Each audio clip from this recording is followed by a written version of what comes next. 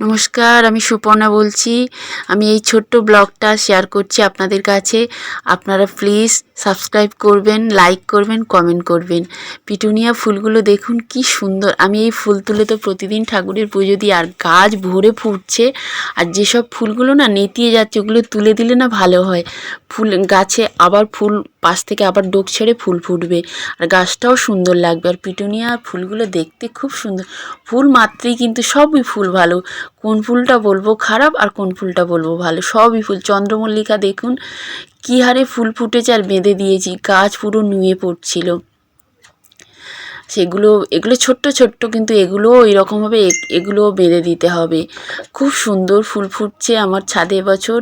মানে শীতকালীন ফুল এত সুন্দরভাবে ফুটছে ছাদে, কি বলবো। আর বছর তো আরও ভর্তি করে দেবো গাছ, ফুলে ফুলে ভর্তি হয়ে থাকবে ছাদে। আর ধনেপাতায় 2-3 দিন আগেই কেটে নিয়ে গেছি, কত ছোট ছিল। আর এগুলোতে না শুধু সবজি পচার জলই দিচ্ছি, ফুল গাছেও দিই আর সবজি গাছেও দিই, তাতে এইরকম রেজাল্ট পাচ্ছি আমি। আর সবজি পচার জল না সপ্তাহে একদিন নয়, একদিন অন্তর অন্তর দিলে ভালো হয়, তাতে গাছের কোনো কিন্তু ক্ষতি হবে না। এবারে বোধহয় ক্যাপসিকাম লঙ্কাগুলো আমি একটু পাবো পাখিদের হাত থেকে। এই যে বেঁধে রেখেছি, ওরা আর খেতে পাচ্ছে না। অনেকগুলোই হয়েছে, বেশ বড় বড় হয়েছে। এদিকে এদিকে বেঁধে দিয়েছি।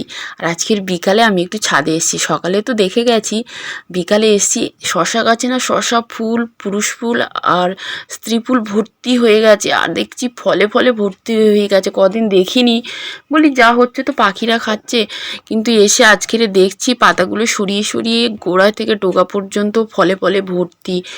ভাবছি যেগুলো বাঁধার সেগুলো প্লাস্টিকে বেঁধে দেবো, যদি 2-1টা পাই। আর এবছর তো প্রথম আমি শশা গাছ দিয়েছি, কত ভালো হলো শশা। আর কোনো কিন্তু কীটনাশক কিছুই ব্যবহার করিনি, শুধু ওই সবজি পচার জল দিয়েছি, আর প্রথমের দিকে একটু খোল পচিয়ে দিয়েছি। আর তো মাটি আপনাদের সঙ্গে শেয়ার করেছিলাম, কাগজ দিয়ে ভরে দিয়েছিলাম আর গোবর মাটি দিয়েছিলাম।